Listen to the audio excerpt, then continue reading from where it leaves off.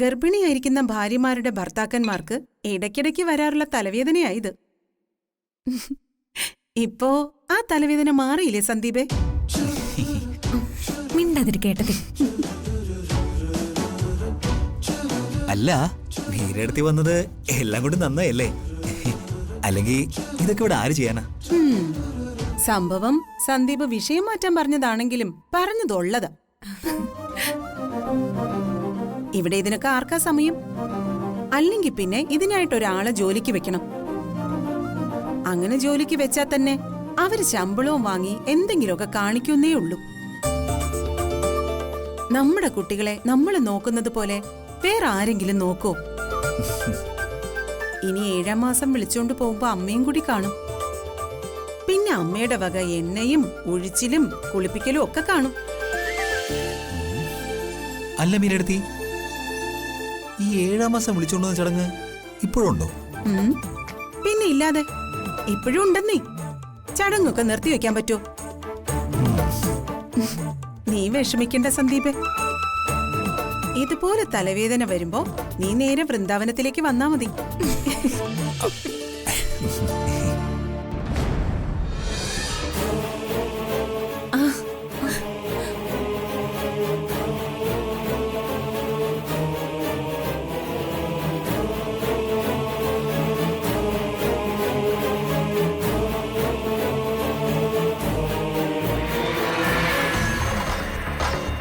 സന്ദീപേ,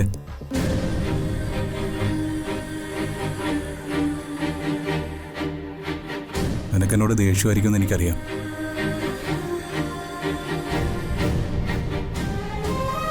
അത്രയ്ക്കും ഞാൻ നിന്നെ ഓരോന്ന് പറഞ്ഞ് വിഷമിപ്പിച്ചിട്ടുണ്ട്.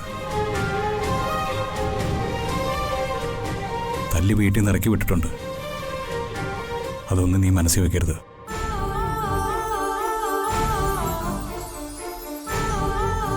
അതൊക്കെ ഞാൻ അപ്പൊ തന്നെ മറന്നില്ല അനുവേട്ട.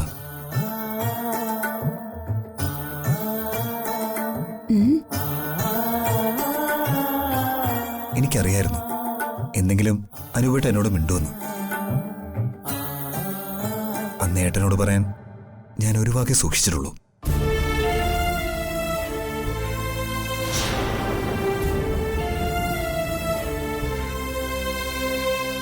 മാപ്പ്, എല്ലാത്തിനും മാപ്പ്. ചെയ്തതൊക്കെ തെറ്റുകളായിരുന്നു. അതില് അനുപേട്ട ഒരുപാട് വേദനിച്ചെന്ന് എനിക്കറിയാം. ഒന്നും മനഃപൂർവ്വം അല്ലായിരുന്നു.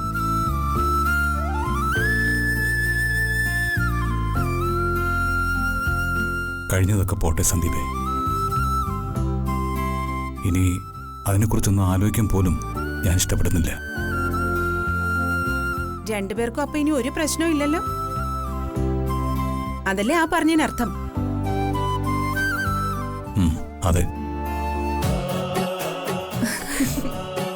അല്ലെങ്കിൽ തന്നെ എന്റെ സഹോദരങ്ങളോട് എനിക്ക് എത്ര നാൾ പണങ്ങിയിരിക്കാൻ പറ്റും മീരെ? എനിക്കൊരാവശ്യം വന്നാൽ ഇവരല്ലേ ഉള്ളൂ. ഇപ്പം എനിക്കറിയാം എൻ്റെ 2 സഹോദരിമാരും ഇവിടെ നല്ലതുപോലെ സന്തോഷത്തോടെ കഴിയുമെന്ന്. അത് കേൾക്കുമ്പോഴാണ് എൻ്റെ സന്തോഷവും സംതൃപ്തിയും. ഒരേട്ടനെന്ന നിലയിൽ അതിനപ്പുറം എനിക്കൊന്നും വേണ്ട. ആ പിന്നെ സച്ചി എവിടെ? ഞാൻ സച്ചി ഒന്ന് കാണാനാണ് വന്നത്. സച്ചി മുകളിലുണ്ട് അനുപേട്ട. ഞാൻ സച്ചി ഒന്ന് കണ്ടിട്ട് വരാം.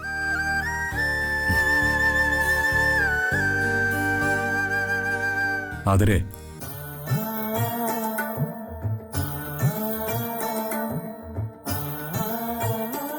എന്നോട് ഏട്ടന് പണക്കൊന്നുമില്ല കേട്ടോ.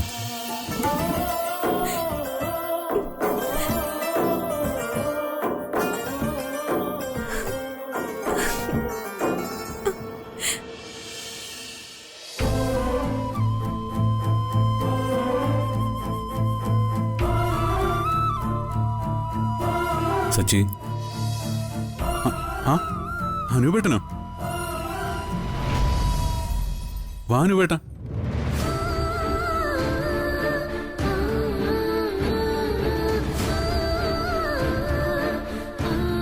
അർച്ചനെ കാണാനാണോ അനുവേട്ടൻ വന്നേ? അർച്ചന എന്തോ ആവശ്യത്തിന് പുറത്തു പോയെന്ന് തോന്നുന്നു. ഞാൻ വന്ന് സച്ചി ഒന്ന് കാണാൻ വേണ്ടി തന്നെയാ.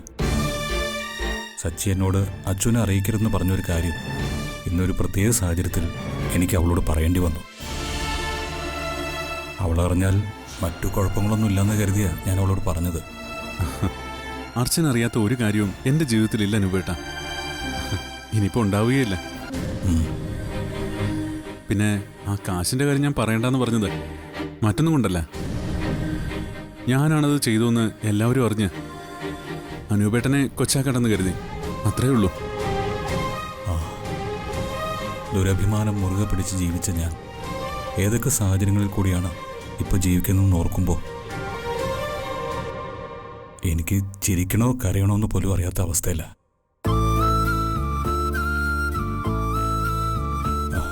കുഞ്ഞിന് പെട്ടെന്നൊരു വയ്യായിക വന്ന ഓട്ടോ പിടിക്കാൻ പോലും കാശില്ലാത്തവന് എന്ത് ദുരഭിമാനം. മറ്റുള്ളവരെ ഒരു തരത്തിലും ബുദ്ധിമുട്ടിക്കരുത്. എൻ്റെ കാര്യത്തിന് മറ്റൊരാളെ ആശ്രയിക്കരുത്.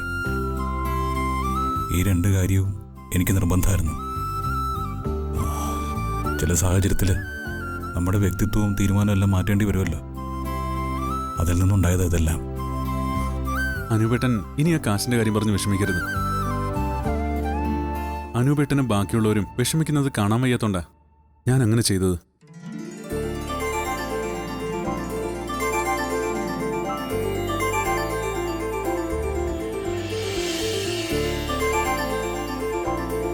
അർച്ചനയല്ല എന്നോട് പറഞ്ഞു. സച്ചിയെ പൈസ കൊടുത്ത് ഞങ്ങളെ സഹായിച്ചതല്ലേ. ആരാണെന്ന് തിരിച്ചറിയാതെ വലിയൊരു തെറ്റിദ്ധാരണയിലായിരുന്നു ഞങ്ങൾ ഇത്രയും നാളും. അറിവില്ലായ്മ കൊണ്ട് ഇവരെ തെറ്റിദ്ധരിപ്പിച്ചത് ഞാനാ. ഈ പൈസയുടെ പേരിൽ പഴി കേൾക്കേണ്ടി വന്നപ്പോഴൊന്നും ഞാൻ അറിഞ്ഞില്ല സച്ചിയാണ് പൈസ കൊടുത്തേന്ന്. നന്ദി എങ്ങനെയാ പറഞ്ഞറിയിക്കേണ്ടെന്ന് അറിയില്ല. അടുത്തത് അനൂപേട്ടനോട് നിങ്ങളോടൊക്കെ എനിക്ക് ഒന്നേ പറയാനുള്ളൂ.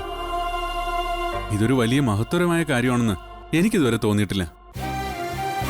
എന്റെ അച്ഛനും അമ്മയും കൂടപ്പിറപ്പുകളും സ്വന്തം വീട് വിട്ട് നടുറോഡിലേക്ക് ഇറങ്ങേണ്ടി വരുമെന്നൊരു അവസ്ഥ വന്നപ്പോൾ ഞാൻ ചെലവാക്കിയ കാശിന് എന്തിനാ നിങ്ങൾ എന്നോട് നന്ദി പറയുന്നേ? ഇവിടെ വെച്ച് നമ്മളിത് വിടുവാണേ. ഇനി ഈ കടം തീർത്ത കാര്യം ആരും പറയരുത്. ഇല്ല, പറയില്ല. ഞാനിങ്ങോട്ട് വന്നത് മറ്റൊരു കാര്യം കൂടി പറയാനാ. സമയം കിട്ടുമ്പോൾ ഒരു ദിവസം സച്ചിയും അച്ഛനും കൂടെ വീട്ടിലേക്ക് വരണം. നിങ്ങൾ മാത്രമല്ല, സന്ദീപിനെയും ആതിരയും കൂട്ടണം. നമുക്കെല്ലാവർക്കും കൂടെ ഒരു ദിവസം അവിടെ കൂടാം. അത് ഡബിൾ ഓക്കെ. നമ്മളെല്ലാവരും ഫ്രീ ആവുന്ന ഒരു ദിവസം ഞങ്ങൾ അങ്ങോട്ട് വരാം. എന്നാ പിന്നെ ഞാൻ ഇറങ്ങട്ടെ. 1-2 സ്ഥലത്ത് കൂടി പോകാനുണ്ട്. ശരി അനുവേട്ടാ.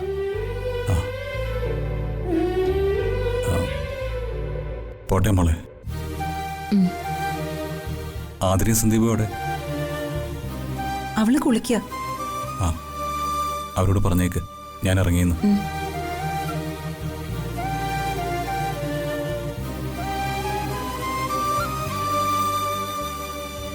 എടുത്തി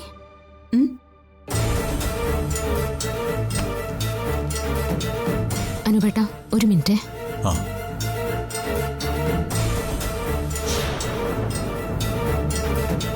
ദേ, ഇതിന്റെ പേരും പറഞ്ഞ് ഇപ്പൊ തന്നെ അവധിയടുത്തിയോടും അനക്കയോടും ഒന്നും വഴക്കിന് പോവല്ലേ. നീ പറഞ്ഞതുകൊണ്ട് ഇപ്പൊ ഞാനൊന്നും മിണ്ടുന്നില്ല. പക്ഷെ ഇനി ഒരിക്കൽ കൂടി എന്നോട് ഈ പൈസയുടെ പേരും പറഞ്ഞ് വഴക്കിനോ അധിക്ഷേപത്തിനോ വന്ന പിന്നെ നീ എന്നെ തടയരുത്. ഇല്ല, അപ്പ എടുത്തേക്ക് ഇഷ്ടമുള്ളതൊക്കെ പറഞ്ഞു. എന്നാ ഓക്കെ, ഞാൻ അനൂപേട്ടനെ പറഞ്ഞു വിട്ടിട്ട് വരാവേ.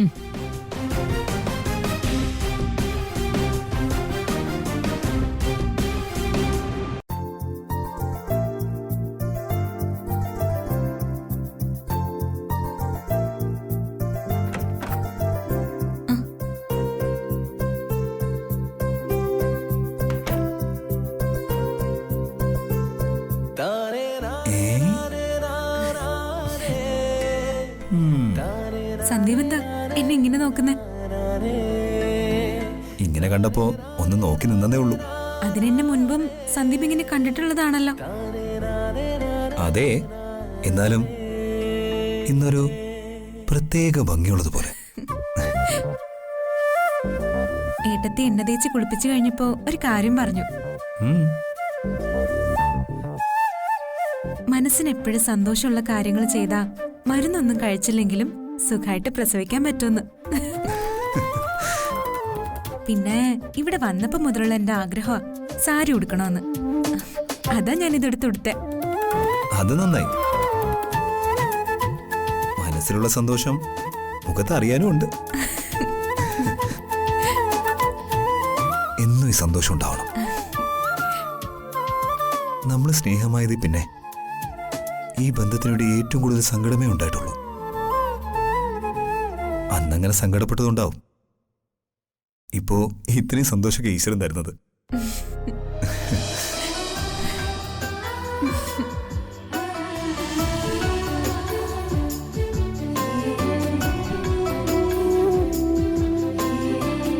വളരെ ഇഷ്ടത്തോടെ ഇത് സ്വീകരിച്ചോണ്ട് തന്നെ ഞാനൊരു കാര്യം ചോദിക്കട്ടെ, ഇപ്പൊ ഇത് എന്തിനായിരുന്നു? ഇപ്പൊ ഞാൻ തന്ന ഈ ഉമ്മയുടെ വില എത്രയെന്നറിയോ സച്ചേട്ടന്? 9 ലക്ഷം രൂപ. അത്രയും പൈസ കൊടുത്ത് എൻ്റെ കുടുംബത്തെ അന്ന് രക്ഷിച്ചത് കൊണ്ട് എനിക്ക് തരാൻ പറ്റുന്ന ഏറ്റവും വലിയ സമ്മാനം ഞാൻ തന്നേ ഉള്ളൂ. അങ്ങനെങ്കിൽ തനിക്കത് നഷ്ടമാ. തൻ്റെ ഒരു ഉമ്മയ്ക്ക് മിനിമം 50 ലക്ഷം രൂപയെങ്കിലും ഞാൻ വിലയിട്ടിട്ടുണ്ട്. അപ്പോ ബാക്കി 41 ലക്ഷം രൂപയ്ക്ക് ഞാനിപ്പോ കടക്കാരനായില്ലേ? ഒന്ന് പോ സച്ചേട്ട. അയ്യ, അതിന് താനത്തെ എത്ര നാണിക്കുന്നത്? ഇതും കൂടി കഴിഞ്ഞ ഉടനെ ഒരു കുഞ്ഞുകൂടി വേണമെന്നല്ലേ ഞാൻ പറഞ്ഞുള്ളൂ. ആദ്യം ഇതൊന്ന് കഴിയട്ടെ. കഴിയട്ടെ, കഴിഞ്ഞിട്ട് മതി. സച്ചേട്ടനും ഏട്ടത്തിക്ക് ഒരു കുഞ്ഞുകൂടി ആയാൽ അടിപൊളിയായനെ. അധികം വൈകാതെ അതും നടക്കും. അപ്പൊ നമ്മുടെ കുഞ്ഞേട്ടനും അതനിയനും. ഏട്ടനോ? അപ്പൊ ആൺകുഞ്ഞായിരിക്കുമെന്ന് സന്ദീപ് അങ്ങ് ഉറപ്പിച്ചോ? പിന്നെ ഉറപ്പിക്കാതെ. പേരും കണ്ടുവച്ചിട്ടുണ്ട്. ഇനി അഥവാ എന്റെ പ്രഡിക്ഷൻ എങ്ങാനും തെറ്റിയാ മോൾക്ക് വേണ്ടിയും പേര് നോക്കി വെച്ചിട്ടുണ്ട്. ആണോ? എന്നാ ഒന്ന് പറഞ്ഞേ, ഞാൻ കേക്കട്ടെ. അത് പറയില്ല, അതൊക്കെ അപ്പോ.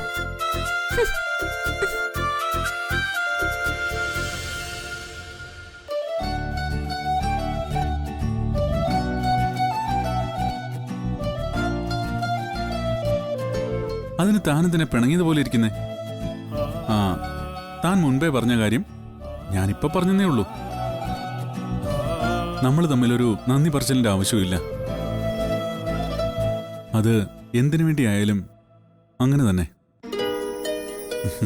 എടോ, അതെ, നന്ദിയൊക്കെ പറയുമ്പോ ഞാനെന്തോ ഒരു അന്യനെ പോലെ തോന്നും.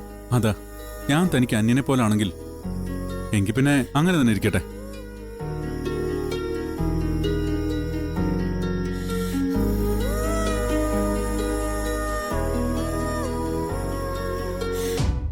ഓഹോ, ഇപ്പൊ അങ്ങനെയായോ? എന്റെ മനസ്സ് വിഷമിക്കാൻ പാടില്ലെന്നാ ഏട്ടത്തി പറഞ്ഞിട്ടുള്ളത്. ആരോട് പറയാനാ? എന്നാലേ ഞാൻ കാരണം ഇനി വിഷമിക്കണ്ട. എനിക്ക് പിണക്കൊന്നുമില്ല. അങ്ങനെ വഴിക്കുവാ. അതെ, ഈ പറഞ്ഞത് എപ്പോഴും എന്നെ പറഞ്ഞു പറ്റിക്കാൻ നോക്കണ്ട. എന്റെ ചെറുക്കനെ ഇതിനകത്ത് കിടക്കുന്നോണ്ടാ. അല്ലേ കാണിച്ചു തന്നേനാ ഞാൻ. എന്ത് കാണിക്കുന്നു? പറ, എന്ത് കാണിക്കുന്ന? അയ്യോ, വേദനിക്കുന്നു. ഇപ്പൊ പറഞ്ഞ പോലത്തെ വർത്തമാനം ഇനി പറയില്ലെന്ന് പറയും. സത്യം പറയില്ല.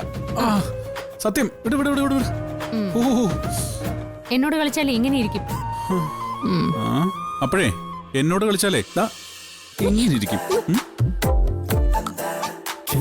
ചാരത്ത് തെങ്ങോലത്തുമ്പത്ത് ചങ്ങാത്തം കൂടാനായി വന്ന പൂമ്പാറ്റയെ കണ്ണാരം പൊത്തുമ്പോൾ നെഞ്ചോരം നാണത്തിൽ ചെന്തൂരച്ചപ്പേകും വെള്ളിവാൾ തുമ്പിയേ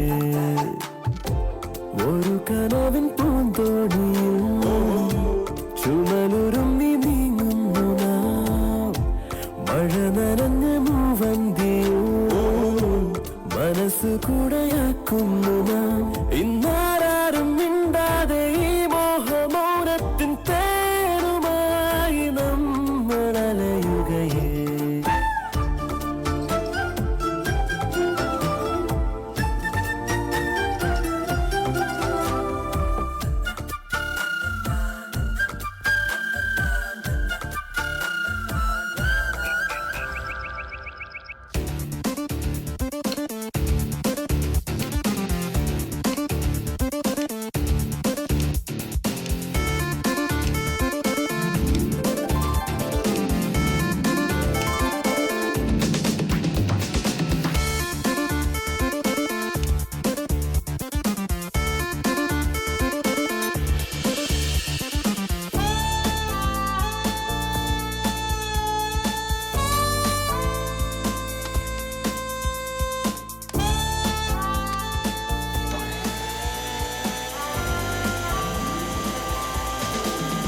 ഇതെന്താ ഇവിടെ പരിപാടി?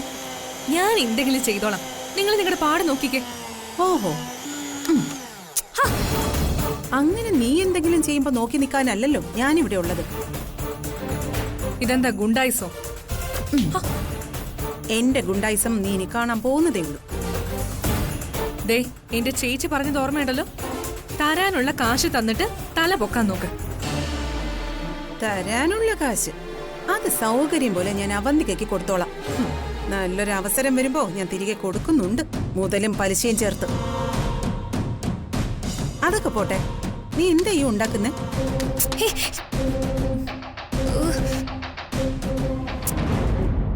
ആഹാ, ഷേക്കാണോ?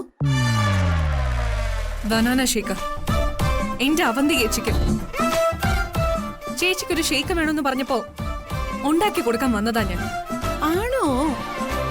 എന്തൊക്കെയാ ഇതില് ചേർത്തേക്കുന്നേ? ഞാൻ എല്ലാം ചേർത്തിട്ടുണ്ട്. നിങ്ങൾ എന്തിനാ ഇതൊക്കെ അറിയുന്നേ? ആ, അപ്പൊ ഇതില് നോക്കിയാണ് പരിപാടിയല്ലേ? നീ നിന്റെ ചേച്ചിക്കായി ഉണ്ടാക്കിയതുകൊണ്ട് ഇത് നീ നല്ലതുപോലെ ഉണ്ടാക്കിയിട്ടുണ്ടെന്ന് എനിക്കറിയാം. അതുകൊണ്ട് ഞാനിത് അർച്ചനയ്ക്ക് കൊടുക്കാൻ പോവാ. അവള് പുറത്തൊക്കെ പോയി ക്ഷീണിച്ച് വന്നിരിക്കുക. നോക്കിക്കോണേ.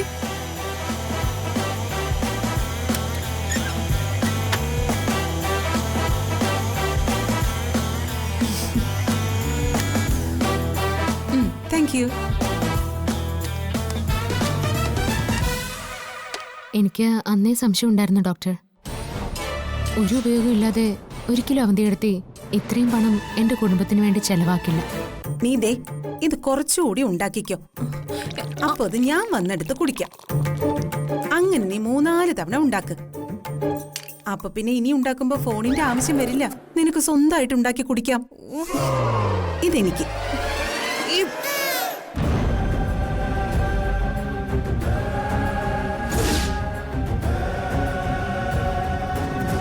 പക്ഷേ സച്ചേട്ടനായിരുന്നു പൈസ കൊടുത്തതെന്ന് അറിഞ്ഞപ്പോ സത്യത്തില് ഞാൻ ഞെട്ടിപ്പോയി.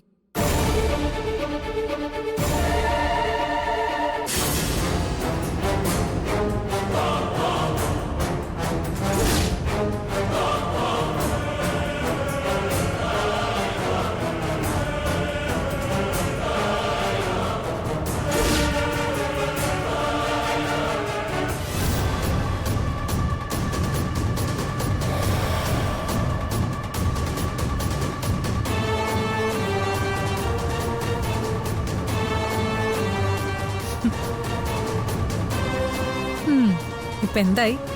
ഞാൻ പറഞ്ഞില്ല അത് തന്നെ നടക്കുന്നു. ഞാനോ നീയോ കൊണ്ട് കൊടുത്താ കുടിക്കാത്തവൾ നീര കൊണ്ടു കൊടുക്കുന്നത് വേണ്ടെന്ന് പറയൂ. നീ ഇവിടെ ഇരിക്കായിരുന്നു. ആ ഇത് കുടിക്കും, ക്ഷീണമൊക്കെ മാറട്ടെ. ആ എഴുതി അതവിടെ വെച്ചേക്ക്, ഞാൻ കുടിച്ചോളാം.